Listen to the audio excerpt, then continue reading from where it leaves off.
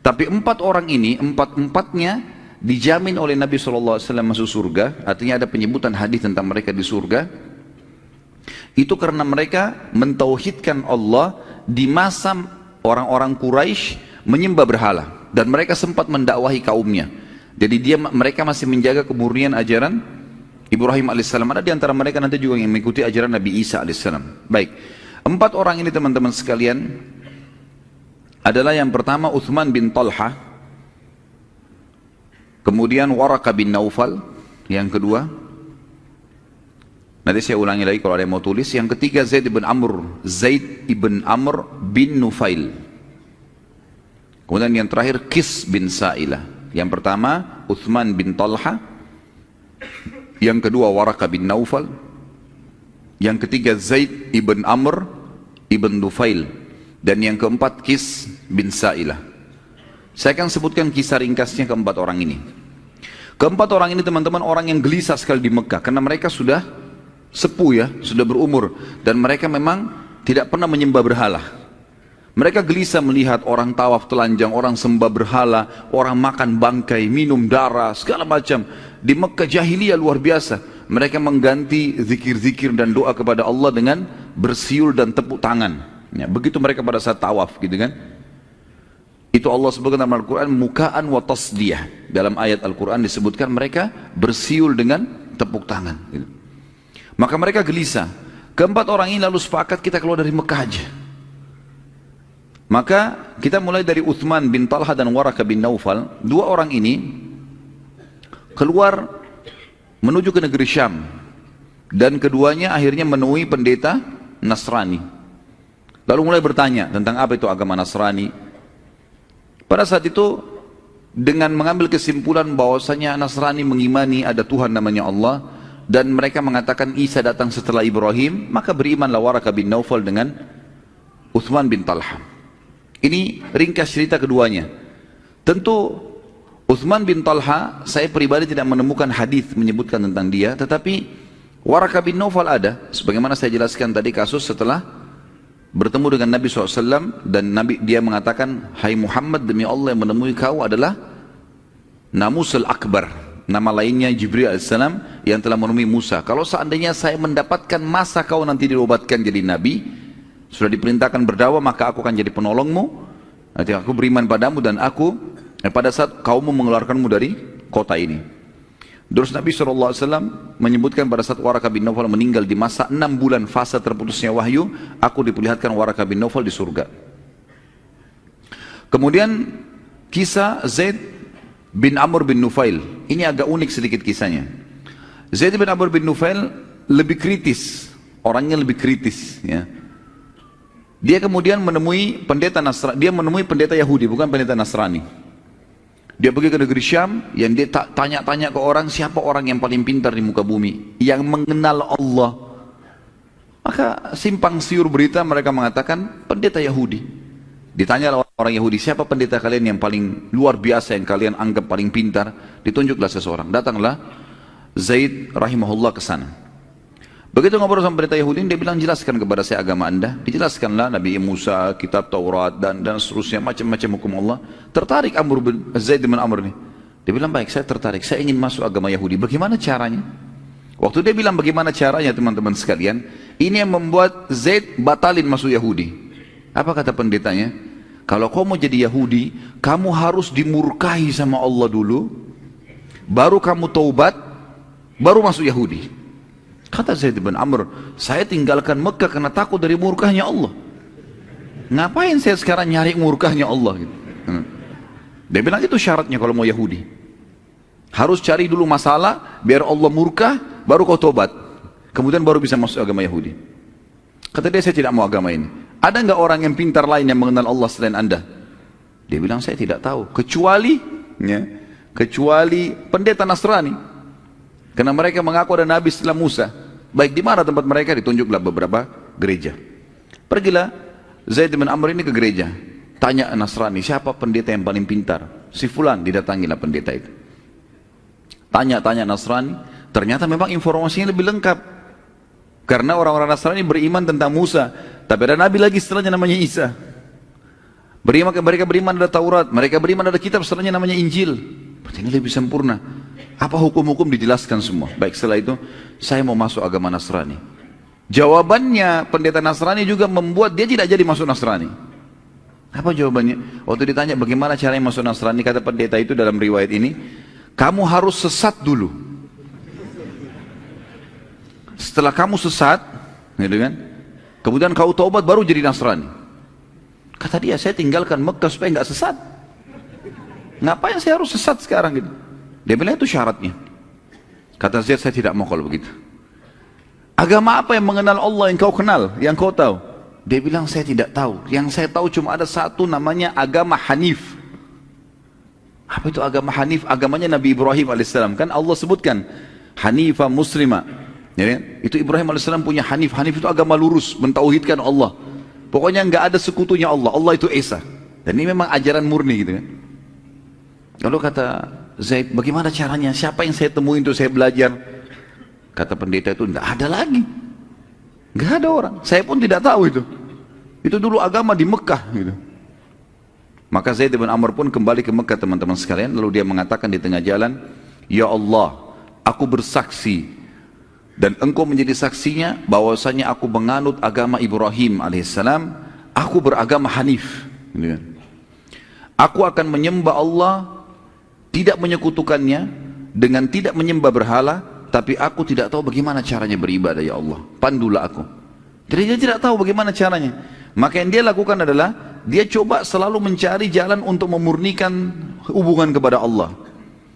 Misal, dia kalau lagi begitu masuk, seperti sabda Nabi SAW menceritakan tentang keadaannya Zaid bin Amr ini. Waktu Nabi belum jadi Nabi ya, beliau mengatakan, aku melihat Zaid bin Amr bersandar pada dinding Ka'bah setiap hari. Semenjak pulang dari negeri Syam tadi, sandar di dinding Ka'bah. Lalu dia mengatakan, Nabi SAW mengatakan, saya melihat Zaid bin Amr bersandar di Ka'bah sambil memperhatikan talbiyahnya orang-orang Quraisy. Kan, kalau masih review teman-teman, pelajaran kita yang lalu, talbiyah yang syar'i dari Nabi Ibrahim AS dan Nabi Muhammad SAW juga ajarkan kita adalah labbaik Allahumma labbaik, ya Allah aku jawab panggilanmu dengan santun, labbaik la syarika laka labbaik, saya jawab panggilanmu dengan santun dan tidak ada sekutu bagimu, innal hamda wan ni'mata laka wal mulk, segala puji, nikmat dan kerajaan milikmu, la syarika lak, tidak ada sekutu bagimu. Ini tepat ini namanya talbiyah tauhid, pengisahan Allah tanpa sekutu. Amr bin Luhai, waktu dia lihat orang Mekah bertalbiyah begini, dia sudah terlanjur masukkan patung-patung. Dan dia bilang, ini patung-patung perantara antara kalian sama Allah. Bagaimana caranya supaya orang Mekah mau ubah talbiyah? Susah. Ini sudah turun-temurun dari zaman Ibrahim AS. Maka dia tambah kalimat syirik. Kalimatnya adalah, illa syarikan huwalak tamlikuhu wa ma malak. Na'udzubillah. Artinya, kecuali sekutu ya Allah. Ada sekutu yang kami taruh-taruh patung ini jadi sekutumu, yang kau juga menguasainya dan kau pemiliknya. Tapi tetap kalimat illa syarikan, kecuali sekutu. Ada sekutu yang disekutukan sama Allah. Maka Zaid bin Amr, kata Nabi SAW, berteriak pada saat mereka sudah mengatakan sampai kalimat labbaik Allahumma labbaik, labbaik la syarika laka labbaik, innal hamda wan ni'mata laka wal mulk la syarika lak. Pas di situ sebelum mereka tambah kalimat syiriknya illa syarikan huwalak, dia berteriak, cukup, jangan disambung. Selalu dia berkata begitu, berhentilah. Lalu orang-orang Quraisy melempari dia dengan batu, menyuruh Zaid bin Amr rahimahullah untuk meninggalkan tempat itu. Dia juga tidak cukup sampai dia tetap aja di dakwah. Jangan, bertauhidlah kepada Allah. Ini ajaran Nabi Ibrahim, harus hanif, lurus, nggak boleh gitu. Jadi dia coba cari celah di mana yang ada kalimat syirik, maka dia tinggalkan sama dia. Begitu juga dengan orang-orang Quraisy, mereka suka datang membawa sembelihan-sembelihan, lalu kemudian mereka menyembeli untuk patung-patung itu. Ada di antara mereka teman-teman yang menggunakan nama Allah, gitu kan? Pada saat mau menyembeli, mereka menggunakan nama Allah, tapi untuk berhala, gitu kan? Jadi misal orang Islam sekarang menyembeli untuk laut, supaya kapalnya tidak tenggelam, penjaga lautan lah, ya? Untuk apalah, untuk kebun, untuk rumah baru, segala macam. Menyembeli bukan untuk Allah. Walaupun menggunakan nama Allah ini bisa syirik, ya? Karena tujuannya untuk itu, bukan untuk Allah SWT murni. Maka Zaid bin Amr berdiri dekat mereka, jangan sembeli untuk patung-patung ini sembelihlah. Allah yang menciptakan hewan-hewan ternak ini untuk kalian nikmatin. Kenapa kalian menyembelih untuk berhala? Dan mereka habis disembelih, mereka nggak makan daging itu. Dagingnya dibuang aja di situ sampai membusuk di dekatnya berhala itu. Jelas-jelas patung nggak bisa makan, ya rusak lah dagingnya, gitu kan? Tapi begitu yang mereka lakukan. Tapi Zaid bin Amr terus mengingatkan, sampai akhirnya Zaid bin Amr ini meninggal. Dia wafat 5 tahun sebelum penobatan Nabi SAW jadi Nabi. Dan Nabi SAW bersabda dalam hadis sahih, aku melihat Zaid, aku diperlihatkan Zaid mengenakan pakaian-pakaiannya di surga. Juga dalam hadis yang lain, Zaid akan dibangkitkan satu umat. Jadi dia sendiri hari kiamat sendirian, seperti satu umat sendiri. Artinya dia dipastikan akan selamat dengan izin Allah. Dan Nabi SAW sempat bersahabat sama Zaid, karena Nabi SAW juga tidak sembah berhala. Tapi waktu itu belum ada perintah syariat, belum dinobatkan jadi Nabi, gitu kan. Yang terakhir, yang keempat teman-teman sekalian adalah Qis bin Sa'ilah. Qis bin Sa'ilah juga orang yang bertauhid dan tidak syirik. Dan dia lebih dulu berdakwah daripada Zaid bin Amr, daripada Uthman bin Talha, daripada Waraqah bin Naufal. Kalau Uthman bin Talha dan Waraqah bin Naufal, mereka tidak mendakwakan agama Nasrani di Mekah. Mereka cuma ambil buat diri mereka sendiri, gitu kan. Kalau Zaid bin Amr, dia menjalankan agama Ibrahim alaihissalam. Dan Qis bin Sa'ilah juga bertauhid, tapi dia tidak menyatakan agama apa yang dia pegangi. Dia cuma berjalan dengan apa yang sudah dianggap bagian daripada syariat Ibrahim alaihissalam di Mekah. Karena dia sering melakukan atau melarang orang-orang menyembah berhala, menyembelih seperti Zaid bin Amr tadi, maka dia diusir dari Mekah. Waktu dia diusir dari Mekah, maka dia pun hidup di padang pasir. Dalam beberapa athar disebutkan kalau Qis bin Sa'ilah ini orangnya sangat dewasa, bijaksana, dan kadang-kadang orang Mekah kalau punya masalah bertanya kepada dia. Saking seringnya dia hidup di padang pasir dan sendirian, maka dia hidup bersama dengan uhush dalam bahasa Arab itu, dalam buku-buku sirah, atau sama hewan-hewan liar. Sampai dikatakan dalam salah satu kisah, beberapa orang Mekah pernah mau bertanya sama dia, minta pendapatnya. Dia sedang minum di genangan air bersama singa-singa, gitu kan. Dan pada saat itu dia sempat memukul beberapa ekor singa sambil mengatakan, berikan temanmu minuman.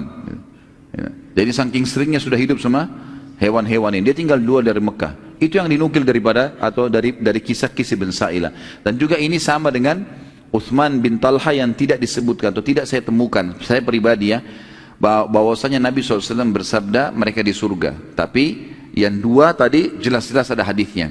Walaupun sebagian ulama mengatakan keempat nama ini karena mereka bertauhid, atau yang 2-nya mengikuti ajaran Isa alaihissalam selama mereka tidak menyekutukan Allah. Dan kita tahu sebelum Nabi Muhammad SAW, setiap Nabi diutus untuk wilayah masing-masing. Misal Mekah, Nabi Ibrahim alaihissalam. Penduduk Mekah, walaupun di sana keluar Isa di Bani Israel, mereka cukup ikuti namanya ajaran Nabi Ibrahim alaihissalam. Mereka nggak perlu ikutin Injil. Tapi kalau ada di antara mereka yang mau pergi ke negeri Syam beriman, itu nggak ada masalah. Mereka ikuti syariatnya, karena Nabi-Nabi sebelum Nabi Muhammad SAW khusus untuk wilayahnya saja. Jadi kalau orang wilayah itu beriman pada Nabi itu, jalankan syariatnya sudah cukup. Kecuali Nabi Muhammad SAW, begitu beliau datang, seluruh dunia ini harus beriman. Nggak ada lagi wilayah yang terpilah-pilah.